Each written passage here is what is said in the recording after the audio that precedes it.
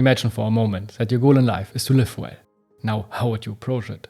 Typically, we approach it by asking ourselves the question of what elements are leading to good life, right? However, Charlie Munger would inverse this question. Instead of focusing on the elements which are leading to good life, he would focus on the elements which are leading to a bad life. And then he would avoid those elements which are leading to a bad life in order to achieve also the goal of living well. In this video today, we will look at those elements or the elements which are leading to a bad life, or how Charlie Munger would name them, the prescriptions for guaranteed misery in life, and also on how to avoid them, all based on Charlie Munger. In Peter Bevelin's words, warning, the following is not for those who only read the headlines. Before we look at the prescriptions for guaranteed misery in life, let's ask Mr. Munger, what leads to a good life? Well, I don't know the secret. I avoided the standard ways of failing, because my game in life was always to avoid all standard ways of failing. You teach me the wrong way to play poker, and I will avoid it. You teach me the wrong way to do something else, I will avoid it. And of course, I have avoided a lot, because I am so cautious. So let's start with the prescriptions for guaranteed misery in life. The first one is to ingest chemicals and become addicted to them. That could be like drugs, alcohol, smoking, and so on. The four closest friends of my youth were highly intelligent, ethical, humorous types, favored in person and background. Two are long dead, with alcohol a contributing factor, and a third is a living alcoholic, if you call that living. Anything concerning addiction is dangerous. Addiction often comes slowly in our life. It sneaks in slowly, so to speak, and often we are unaware of it. While susceptibility worries, addiction can happen to any of us through a subtle process where the bonds of degradation are too light to be felt until they are too strong to be broken. The second prescription when you want misery in your life is to be envious. Envy is as old probably as humans themselves and is accompanying us since then. It is figured in many old texts which show that envy was there all the time, basically. I think envy is one of the major problems of the human condition, and that's why it figured so prominently in the laws of Moses. Remember, he said, you couldn't even covet your neighbor's donkey. There are not many positive sides in being envious, right? One can argue that we are probably being motivated when we envy someone, or let's say we envy someone's success, then probably we can get motivated to achieve the same. But this motivated is like an extrinsic motivation where we just want to have what another person has, and probably we don't even like what another person has because we don't know at the moment, but we just think we like it. So envy has much more minuses than pluses. The idea of caring that someone is making money faster than you are is one of the deadly sins. Envy is a really stupid sin because it's the only one you could never possibly have any fun at. There's a lot of pain and no fun. Why would you want to get on the trolley? The following story by Peter Bevelin shows a sad part of envy. It involves wishing bad for others. There's an old Russian story where a farmer finds a magic lamp. He rubs it, and a genie appears who promises to grant him one wish. The farmer thinks for a moment and says, my neighbor has a cow. I don't have a cow. I wish my neighbor's cow dead. I think the biggest problem of envy is that we lose our agency. We can't control external events. We can't control another person's success. But what we can control is our own development. When we want to achieve probably the same, instead of wasting all our energy on being envious, we should probably take this energy and focus it on ourselves and use it for a good cause. The third prescription you should follow when you want to lead a bad life is to be resentful. I cannot recommend it highly enough to you if you desire misery. Samuel Johnson spoke well when he said that life is hard enough to swallow without squeezing in the bitter rind of resentment. And here's a way to get over resentment. For those of you who want misery, I also recommend refraining from practice of the Disraeli compromise, designed for people who find it impossible to quit resentment cold turkey. Disraeli, as he rose to become one of the greatest prime ministers, learned to give up vengeance as a motivation for action. But he did retain some outlet for resentment by putting the names of people who wronged him on pieces of paper in a drawer. Then, from time to time, he reviewed these names and took pleasure in noting the way the world had taken his enemies down without his assistance.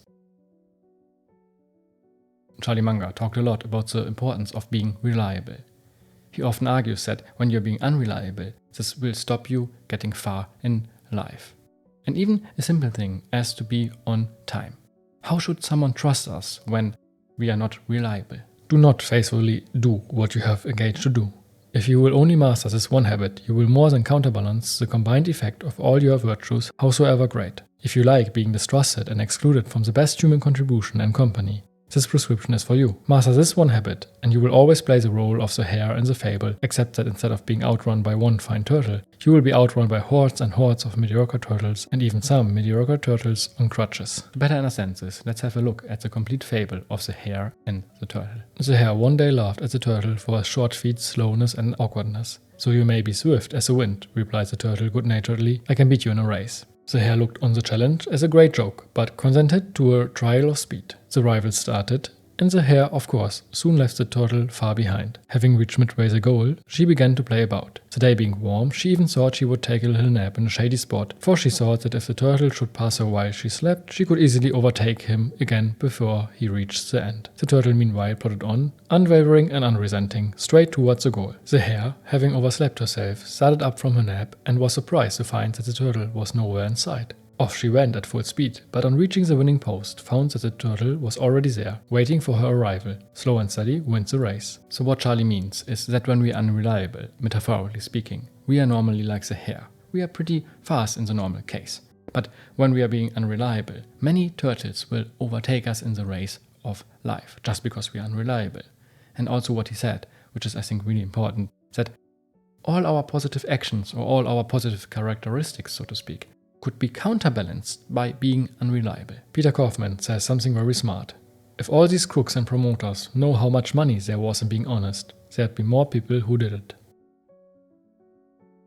This one isn't so obvious. Why is it bad to only learn from our own experiences? Isn't that we always learn that when we do something by ourselves, we learn best? And yes, it is sometimes the case.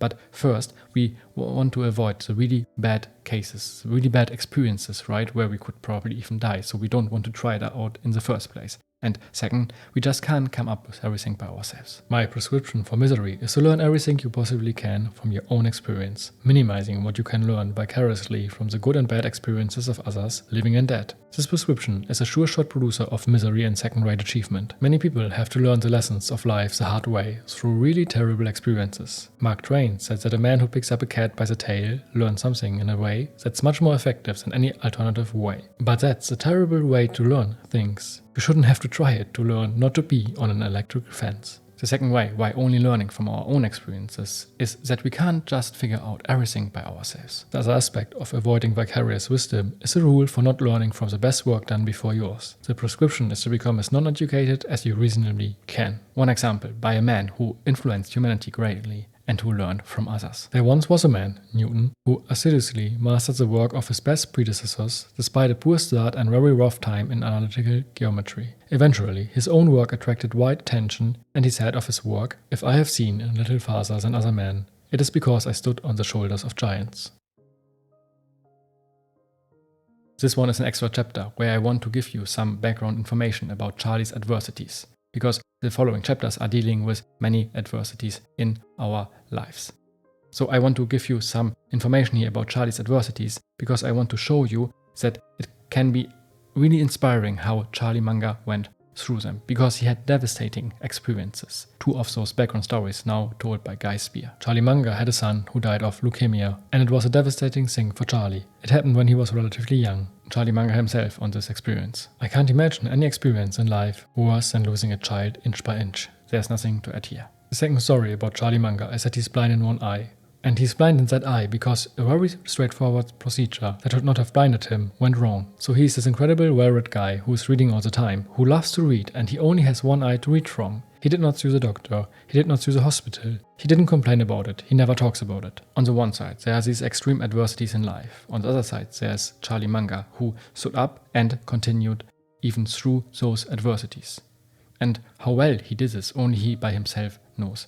But I think we can all learn something from Charlie Munger on the question of how to deal with tough or difficult times in our lives. Adversity is always going to be with us, and suffering is always going to be with us. It's part of the human condition, but I feel extraordinarily enriched by the example primarily of Charlie Munger. It inspired me to approach the suffering that I will inevitably have with the spirit of Charlie Munger. I genuinely hope that you get similar inspiration from Charlie Munger on the topic of going through tough times as Mr. Spier and I got from him. We all had, have, or will have tough moments in our lives, moments of pain and suffering. Charlie Munger had them, and so will every one of us, or maybe many of you already had moments of suffering, of extreme suffering in your lives.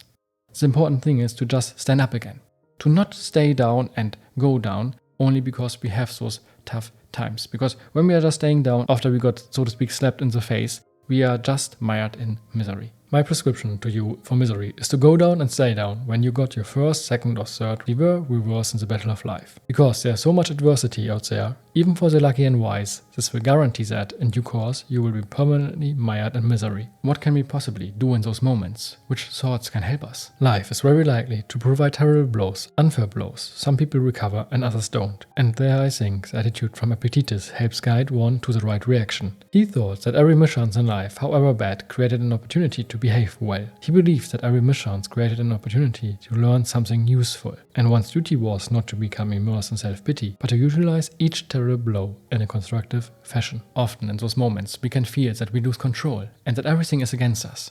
Charlie Munger did soldier through those moments, because what other options do we have? The great philosophers of realism are also the great philosophers of what I call soldiering through. If you soldier through, you can get through almost anything, and it is your only option. You can't bring back the dead, you can't cure the dying child, you can't do all kinds of things, you have to soldier through it. You just somehow soldier through. If you have to walk through the streets crying for a few hours a day as part of the soldiering, go ahead and cry away. But you have to. You can't quit.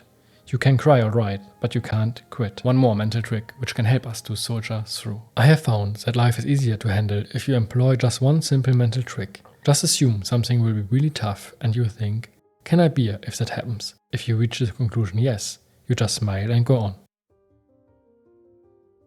One sure way when you want to lead a life of misery is to have self-pity. The feeling of feeling sorry for oneself and thinking that everything or everyone is against us. Self-pity can get pretty close to paranoia, and paranoia is one of the very hardest things to reverse. You do not want to drift into self-pity. Every time you find you're drifting into self-pity, whatever the cause, even if your child is dying of cancer, self-pity is not going to help. And when you avoid it, you get a great advantage over everybody else, because self-pity is a standard response, and you can train yourself out of it. I can't imagine the struggle Charlie faced when he lost his child. And I'm asking myself, how can someone in those moments doesn't have self-pity? How can someone doesn't feel sorry for oneself in those moments? I mean, I had also some hard times already in my life. Not, I think, as hard as he had with losing one's child, because I think this is one of the most extreme experiences one can possibly have. But still, I know how easy it is to just feel sorry for oneself, and this is like an easy way to go in. But I can also see that it brings nothing. That self-pity and feeling sorry for oneself doesn't change the external situation. It doesn't bring the dead child back. It doesn't bring the dead person in general back. Now here is Charlie Munger on the difference between to being a victim and to be a survivor, and why we should really avoid to feel or be like a victim. I don't like any feelings of being victimized. I think that is a counterproductive way to think. And I'm not a victim, I am a survivor. When we feel like a victim, we lose our agency, the same as with envy.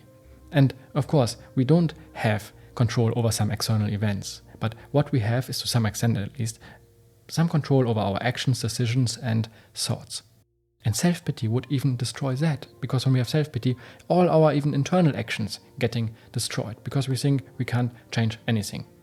But what we can do is to be or feel like a survivor. We can take responsibility. We can take responsibility even for external events, or at least even for our internal state. We can take responsibility how we approach those external events. We can approach them as best as we possibly can. Even if that means that we have to accept those external events. When someone died, for example, we have to accept the fact because this is reality.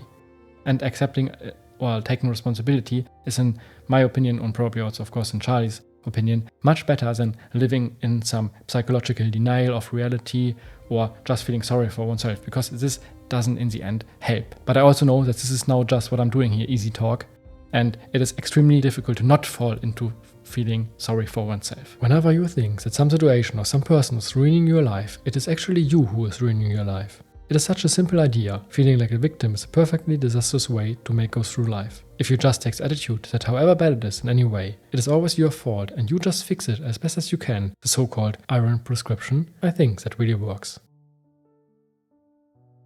The next prescription for a miserable life, according to Charlie Munger, is to have high expectations. Now you may ask yourself, didn't I always hear that we should have extremely high expectations to be successful or for our lives in general, that we should aim at the moon and land on the stars, or aim at the stars or land on the moon? Yes, I think we often hear that. But here's Charlie's argument for having low expectations in our lives. It is much more fun going through life, constantly exceeding your expectations instead of being disappointed. So the secret of human felicity is not vast ambition, it's low expectation. A similar perspective on having low expectation is given by the founder of NVIDIA, Jensen Huang, in a recent Stanford interview. He was asked what advice he would give young Stanford students of how to improve the chances of success in their careers. I think one of my great advantages is that I have very low expectations. And I mean that. Most of the Stanford graduates have very high expectations. And you deserve to have high expectations because you came from a great school. You were very successful, you were top of your class. Obviously, you were able to pay for tuition. And then you're graduating from one of the finest institutions on the planet. You are surrounded by other kids that are just incredible. You naturally have very high expectations. But people with very high expectations have very low resilience. And unfortunately, resilience matters in success. I don't know how to teach it to you except for I hope suffering happens to you. Greatness comes from character. And character isn't formed out of smart people. It is formed out of people who suffered. Another prescription for guaranteed misery in your life is to ignore the power of inversing. And I hope you understand or indirectly understand the concept of inversing by the whole structure of this video. The thumbnail, the title, or also the introduction and all the chapters are built in inverse. There's a lot of power in inversing. Charlie Munger often talks about its power when we deal with complex decisions, complex problems in our lives. Because sometimes the straightforward thinking way, like what we had in the beginning of what to lead to a good life, can sometimes of course also have some outcome, but it's also much easier sometimes because in many cases we know what we don't want. We know really what we want to avoid. Why do we want to avoid early deaths, for example? This is like clear. So this is sometimes much easier to see than what we want. So we often much better know what we don't want. So there's a lot of power in inversing. Now Charlie Munger here with a real life example. If you want to help India, the question you should ask is not how can I help India, but how can I hurt India, or what will hurt India the most, and then avoid doing that. Yet another prescription for misery in life is to not being objective. We are humans, we are fascinating creatures, and we have a lot of potential. But also we have some thinking errors, and we have also our emotions, which often clouds our judgment, and it is what it is. But what is not good is when we don't even try to be objective. Minimizing objectivity will help you lessen the compromises and burden of owning worldly goods because objectivity does not work only for great physicists and biologists. It also adds power to a plumbing contractor in Bemidji. Therefore, if you interpret being true to yourself as requiring that you retain every notion of your use, you will be safely underway not only toward maximizing ignorance, but also toward whatever misery can be obtained through unpleasant experiences in business, in addition to seek disconfirming information. Darwin's result was due in large measure to his working method, which violated all rules for misery and particularly emphasized a backward twist in that he always gave priority attention to evidence tending to disconfirm whatever cherished and hard-won theory he already had. In contrast, most people early achieve and later intensify a tendency to process new and disconfirming information so that any original conclusion remains intact. Let's talk in the terms of the fable from before. The life of Darwin demonstrates how a turtle may outrun the hares, aided by extreme objectivity. Closely connected with not being objective is to ignore your own ignorance, or in other words, to think that you know everything about everything. This is another sure-shot way for misery in life. You've got to know what you know and what you don't know. What could possibly be more useful in life than that? It is extremely important to know what we don't know. Imagine we have to make a big decision in our life, and in an area where we actually, in reality, have no idea about, but we think that we have an idea about it, so we make an uninformed and unexperienced decision in an area where we actually have no idea about, and this can go bad really fast. Unfortunately, most of us don't know what we don't know. Instead, we tend to overestimate how much we know and have opinions on things, when in reality we don't know what we really are talking about. To be an extreme ideologue is a sure-shot way for misery. Another thing I think should be avoided is extremely intense ideology, because it cabbages up one's mind. Extreme ideology just clouds our thinking, and that often leads to that we don't see reality as it really is. It presents a big danger for the only mind you're ever going to have. When we ignore the self-serving bias in ourselves and in others, we are leaning into misery. Another thing that often causes folly and ruin is a self-serving bias, often subconscious, to which we are all subject. You think that the true little me is entitled to do what it wants to do. For instance, why shouldn't the true little me get what it wants by overspending its income? Well, there once was a man who became the most famous composer in the world, but he was utterly miserable most of the time. And one of the reasons was that he always overspent his income. That was Mozart. If Mozart couldn't get by with this kind of asinine conduct, I don't think you should try. We are often serving ourselves, and that is what it is. But the real problem arises when we serve ourselves, but at the same time we rationalize our action for the good of others, that we do something for the good of others, when in reality we just do it for ourselves. Because this is evil conduct. Thinking that what is good for you is good for the wider civilization, and rationalizing foolish or evil conduct based on your subconscious tendency to serve yourself is a terrible way to think. And you want to drive that out of yourself because you want to be wise, not foolish, and good, not evil. You also have to allow in your own cognition and conduct for the self-serving bias of everybody else. Because most people are not going to be very successful at removing such bias, the human condition being what it is. Be aware of the self-serving bias also in others. We all see life from our own angle, and that includes all wonderful advisors and salesmen like lawyers, accountants, doctors, consultants, etc. And what is good and harmless for them may not be good for you. The last prescription of misery is probably not as obvious as the ones before. Many of us just go through life with one tool with which we approach problems or decisions. Many of us picked up this tool in school, university, or on our jobs.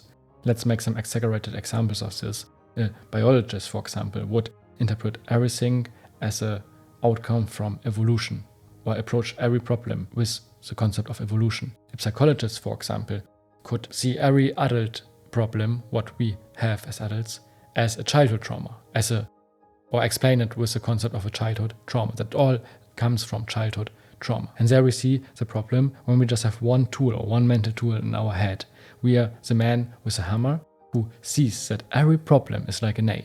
And in reality, not every problem is like a nail, right? Every problem needs sometimes different tools. We just can't have one tool. Why is man with the hammer syndrome always present? Well, if you stop to think about it, it's incentive caused bias. His professional reputation is all tied up with what he knows. He likes himself and he likes his own ideas, and he has expressed them to other people. Consistency and commitment tendency. I mean, you've got 4 or 5 of these elementary psychological tendencies combining create this man with a hammer syndrome. How can we avoid just running through the world with 1 or 2 models? We can acquire more. And exactly about that will be the next 2 videos. The first one will be about Charlie Munger's mental models in general, and the other one about Charlie Munger's psychological mental models. And when we acquire more of those mental models, we understand, or we can explain much more things in the world, much more problems, much more decisions. And now I want to thank you for watching this video and taking your time, and I really hope that you got some value out of it. I also want to thank Charlie Munger, who just died roughly 5 months ago at the age of 99, just short before his 100th birthday. I want to thank him wherever he is now for his wisdom and for his teachings, and even if I don't know him personally, I know that many persons who know him personally found him amazing and got a lot of value from him. So thank you for him, and I hope that his teachings live on in written word. Thank you again for watching this video today, and when you want to watch more videos of this kind, here are the mental models playlist. And here is a video about Benjamin Franklin, who was an idol from Charlie Munger himself. As always, I wish you a fantastic day, and I want to end this video with some last words from Charlie Munger. Gentlemen, may each of you rise high by spending each day of a long life aiming low.